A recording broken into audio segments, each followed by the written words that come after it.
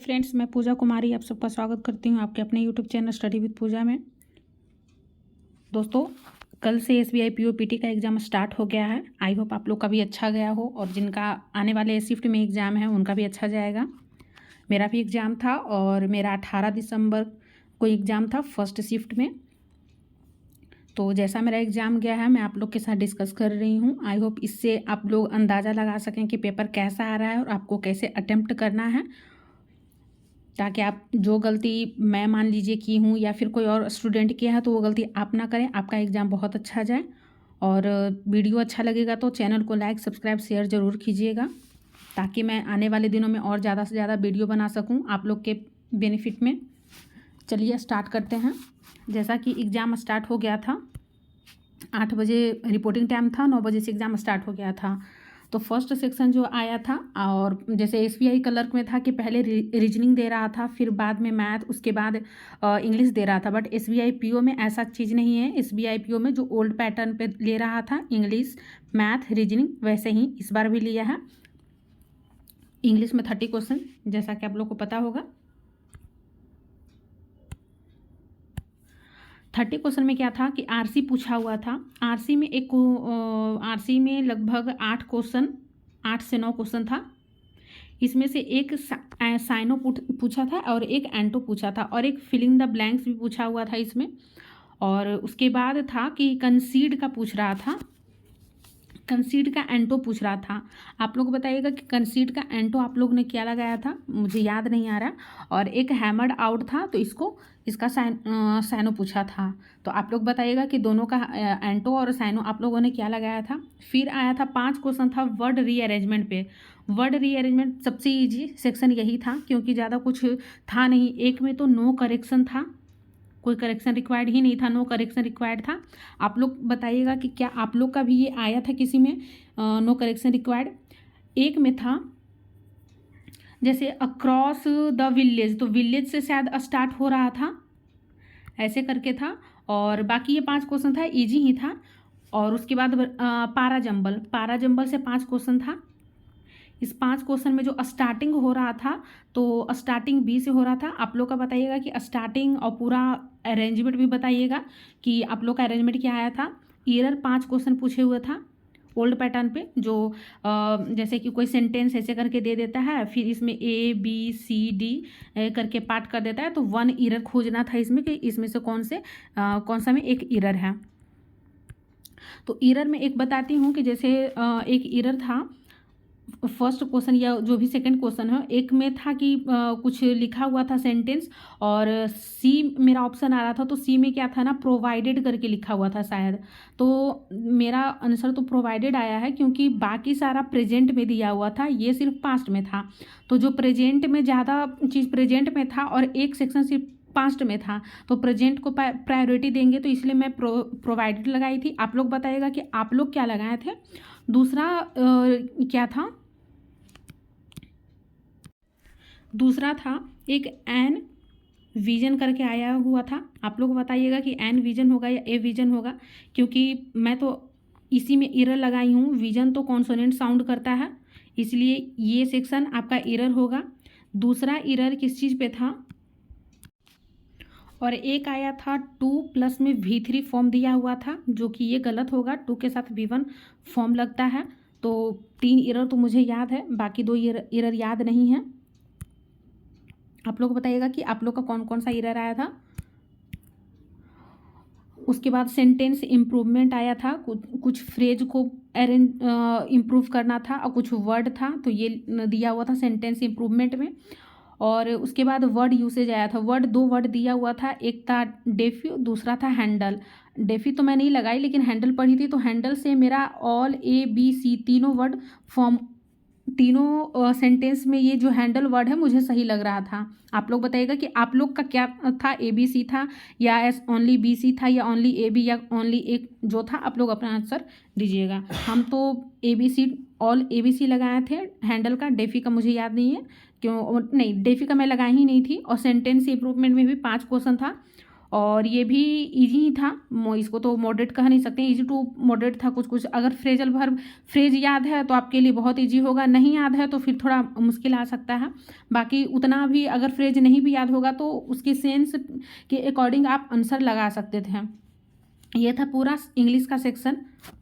Next है math. Next reasoning था। Reasoning में 35 क्वेश्चन।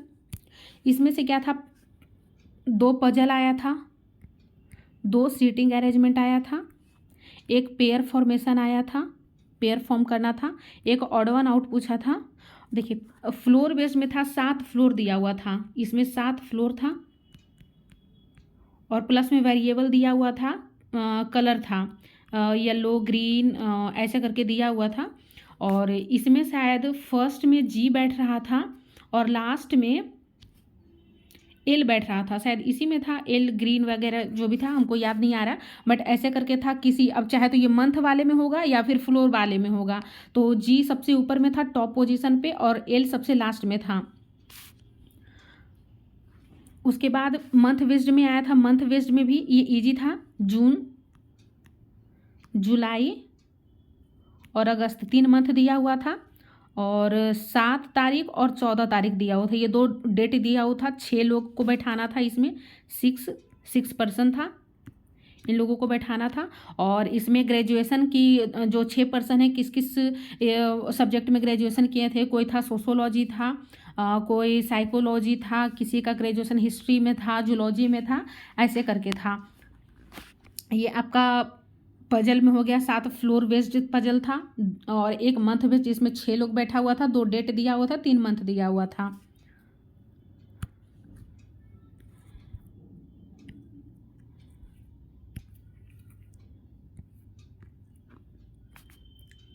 उसके बाद सीटिंग अरेंजमेंट। सीटिंग अरेंजमेंट में था 14 पर्सन थे, 2 रो था जिसमें से साउथ 7, नॉर्थ 7 देखा हुआ था। साउथ में PQRS करके था ST और नॉर्थ में ABCD करके देख रहा था।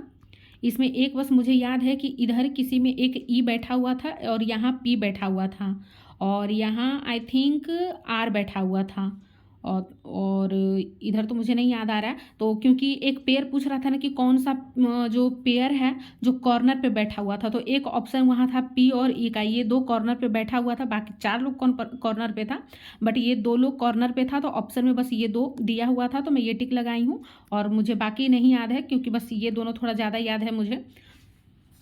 ये आपका 14 लोग का बैठा हुआ था।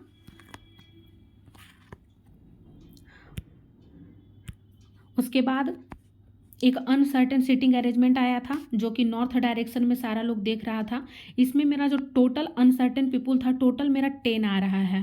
टोटल 10 लोग बैठे हुए थे एक रो में और आप लोग बताइएगा कि 10 था 11, कितना आप लोग का आंसर है। मेरा तो 10 आया है, 10 लोग बैठा हुआ था और शायद सबसे लास्ट में N बैठा हुआ था और उसके बाद फिर T कुछ कुछ था ऐसा करके, तो टोटल मेरा 10 लोग बैठा हुआ था रो में। आप लोग बताइएगा कि आप लोग का कितना लोग बैठा हुआ था।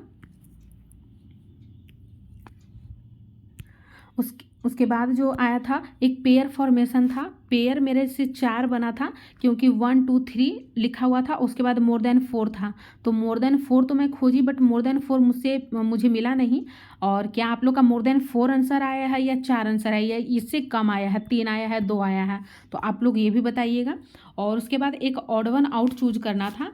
जैसे कि ऑड वन आउट में मेरा ऑप्शन B आ रहा था, इसलिए आ रहा था क्योंकि जो भी 3 वर्ड लिखा हुआ था, मान लीजिए ABCD कुछ भी 3 ABC लिखा हुआ है 3 वर्ड, इसमें क्या था ना, ये जो फर्स्ट और सेकंड के बीच का जो डिफरेंस था 3 था और सेकंड और थर्ड का डिफरेंस जो था 2 आ रहा था। बाकी जो 5 ऑप्शन में 4 ऑप्शन यही था कि फर्स्ट और सेकंड का 3 आ रहा था और सेकंड और थर्ड का जो डिफरेंस आ रहा था 2 आ रहा था। सिर्फ B ऑप्शन मेरा था कि इसमें शायद 2 आ रहा था और इधर 3 आ रहा था, तो इसीलिए B ऑप्शन में लगाई थी क्योंकि डिफरेंस का इसमें था और कुछ नहीं था। और एक फिलिंग द ब्लैंक्स फिल करना था। जैसे 3 वर्ड का पेयर दिया है, जैसे मैं बताई ABC करके ऐसे ही पेयर दिया हुआ था 3 वर्ड का, एक क्वेश्चन मार्क के जगह पे आपको बैठाना था कि कौन सा वर्ड आएगा। तो जो मेरा वर्ड आया था TJU करके आया था, क्योंकि शायद 3 3 का गैप हो रहा था फर्स्ट लेटर में, उसके बाद इसमें शायद 2 का गैप हो रहा था और इसमें 1 का गैप की पता नहीं क्या हो रहा था, बट लेकिन मेरा जो आंसर आया है TJU आया है। आप लोग बताइएगा कि आप लोग का क्या आंसर आया है। उसके बाद सिलॉक्स आया था, शायद 4 क्वेश्चन था और डायरेक्शन से 4 क्वेश्चन दिया हुआ था और डायरेक्शन भी इजी ही था, बट थोड़ा ज़्यादा बड़ा पैराग्राफ दिया हुआ था, बट इजी था। सिलॉक्स भी इजी ही था। ओनली फ्यू वाला एक आया था, 1 या 2 क्वेश्चन ओनली फ्यू से था और बाकी 2 क्वेश्चन सिंपल था। डायरेक्शन में देखिए मेरे 2 का आंसर 23 मीटर आया है, 2 आंसर, और 1 का साउथ वेस्ट डायरेक्शन भी आया है और एक और भी कुछ था, मुझे याद नहीं है, बट आप लोग बताइएगा कि क्या 2 लोग का आपका 23 मीटर आंसर आया था और एक साउथ वेस्ट डायरेक्शन आया था।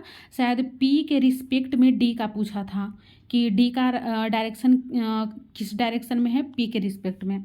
इनइक्वलिटी से भी शायद 3 से 4 क्वेश्चन पूछा हुआ था और एक वर्ड फॉर्म करना था, तो शायद CANE ऐसे करके कोई वर्ड फॉर्म करना था। लास्ट में शायद मेरे पास 10 या 20 सेकेंड बचा हुआ था, तो मैं इसको चेक की थी और चेक तो किए, बट मैं फॉर्म नहीं कर पाई और करते करते ही वो सबमिट हो गया था। और एक और था पजल में, एक और क्वेश्चन आया हुआ था, मार्केटिंग करके था, इसमें भी 4 क्वेश्चन था पजल में, मतलब 3 पजल आया था, 2 सीटिंग अरेंजमेंट आया था और पेयर फॉर्म आया था, ऑड वन आउट एक पूछा था, एक फिलिंग द ब्लैंक्स पूछा था, सिलॉक्स, डायरेक्शन, इनइक्वलिटी, वर्ड फॉर्मेशन और 4 एक मार्केटिंग जैसे रहता है ना, मार्केटिंग हो गया। ये 3 डिपार्टमेंट में कोई काम कर रहा था तो हर डिपार्टमेंट में एटलीस्ट 2 लोग बैठना था, तो ऐसे ही करके ये आया था। ये लास्ट मेरा पजल था तो इसको मैं बना नहीं पाई, आप लोग शायद बनाए होंगे तो मुझे एग्जैक्ट याद नहीं, बट हाँ इतना है कि मार्केटिंग था, कुछ और भी पोजीशन दिया हुआ था, 3 डिपार्टमेंट था, 3 डिपार्टमेंट में 2 लोग एटलीस्ट बैठाना था, ऐसे करके था, तो ये चीज़ दिया हुआ था।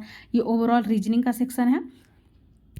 उसके बाद मैथ जो है 2 डिवाइड दिया हुआ था, एक लाइन ग्राफ था। लाइन ग्राफ में क्या था, एक बॉयज और गर्ल दिया हुआ था, ऐसे करके था, बॉयज गर्ल ABC, 3 डिपार्टमेंट था, ABC तीनों में था कि बॉयज गर्ल का टोटल दिया हुआ था। यहाँ पे बस आपको ये लाइन ऐसे करके लाइन ग्राफ दिया हुआ था, तो लाइन के अकॉर्डिंग अब बॉयज और गर्ल का जो भी टोटल है ABC में वो निकाल सकते थे। बट हाँ इसका क्वेश्चन थोड़ा लेंदी कर दिया था क्योंकि परसेंटेज कुछ पूछ रहा था, प्रीवियस ईयर से 2020 का ये डाटा दिया हुआ था और फिर कभी पूछ रहा था कि 2021 में 2020 से कंपेयर करो, फिर उसके बाद ये, तो शायद इसमें मेरा एक 15 और 14 करके मेरा रेशियो आया था, एक रेशियो पूछ रहा था बॉयज का, किसी में शायद डी में ही पूछ रहा था कि डी का निकालना था प्रीवियस ईयर से वो कंपेयर करके, तो डी का पूछा था कि बॉयज़ का जो डी का रेशियो है और शायद 2020 में जो किसी और बी या सी का कोई टोटल बॉयज़ था तो उसका रेशियो पूछा था, तो एक का रेशियो तो मेरा 15 और 14 का रेशियो आया था, आप लोग का भी शायद आया होगा, देखिएगा। और एक क्वेश्चन सर्कल बेस्ड था कि सर्कल देता है ना ऐसे करके सर्कल और डिवाइड कर देता है सर्कल को, तो इसमें था कि संडे था, मंडे था, ट्यूसडे, वेडनेसडे और थर्सडे था।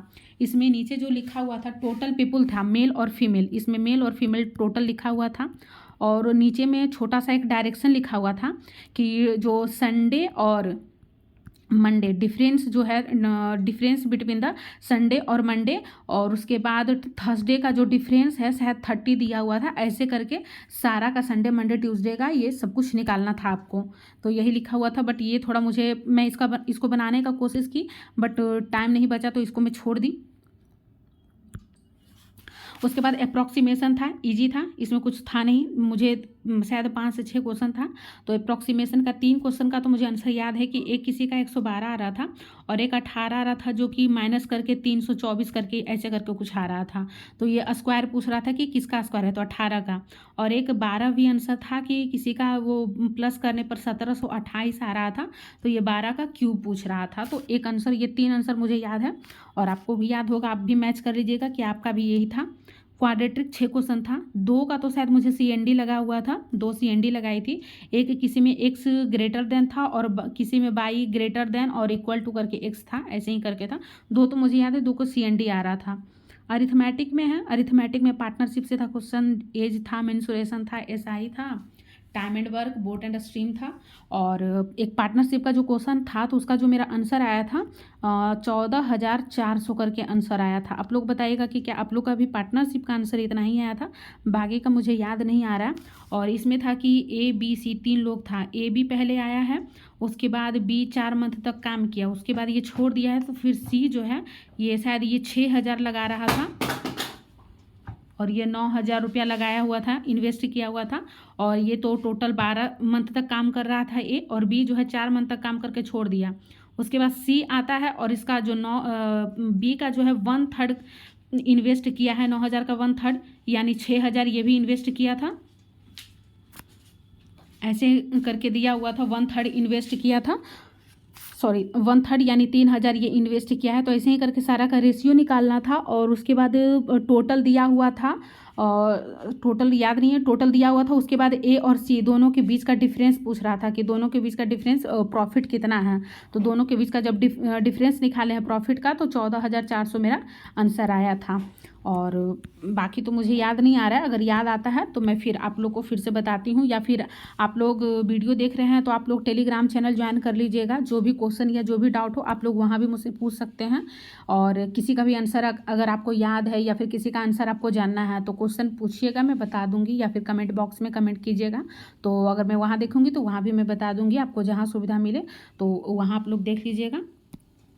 यही ओवरऑल सेक्शन था। और ओवरऑल जो था, जो मैं बताऊं ओवरऑल में, तो ओवरऑल में रीजनिंग और इंग्लिश ये 2 सेक्शन तो इजी था, बट मैथ जो था थोड़ा कैलकुलेटिव था। टफ तो नहीं बोलेंगे, लेकिन हाँ इजी टू मॉडरेट था। और कुछ क्वेश्चन इजी था, बाकी जो इजी में जैसे यही अप्रॉक्सीमेशन इजी आया, क्वाड्रेटिक इजी था, ये भी इजी टू मॉडरेट था। क्योंकि कुछ मान लीजिए 6 क्वेश्चन इसमें दिया हुआ था, इस 6 में 3 क्वेश्चन तो सही था, बाकी 3 क्वेश्चन बहुत कैलकुलेटिव था। ये भी वैसा ही कैलकुलेटिव था। अरिथमेटिक थोड़ा थोड़ा सारा क्वेश्चन कैलकुलेटिव दिया हुआ था। मैथ जो था ओवरऑल मैथ जो है कैलकुलेटिव दिया हुआ था बाकी, लेकिन हाँ रीजनिंग और इंग्लिश ये 2 सेक्शन ईजी था, आराम से बनने वाला था। और रीजनिंग में अगर अच्छे से प्रैक्टिस किए होंगे तो मिनिमम 25+ आराम से करके आइएगा। और इंग्लिश में भी अप्रॉक्स 20 तो ज़रूर कीजिएगा, 20+। और रहा बात मैथ का, कैलकुलेटिव आ रहा है तो सबके लिए आ रहा है, तो अप्रॉक्स 20 इनफ है, बहुत है, क्योंकि मैथ अच्छा खासा कैलकुलेटिव आ रहा है। और बस स्पीड चाहिए और कैलकुलेशन सही हो तो मैथ भी ठीक ठाक जा सकता है। और ओवरऑल जो था इजी टू मॉडरेट बोलेंगे ओवरऑल, अगर सेक्शन रीजनिंग मैथ इंग्लिश तीनों का बोलते हैं तो बाकी सब कुछ सही था। और आप लोग आगे एग्ज़ाम दीजिए और आप लोग भी अपना अटेम्प्ट बताइएगा कि आप लोग का कौन सा शिफ्ट में किस डेट में एग्ज़ाम था, कैसा गया।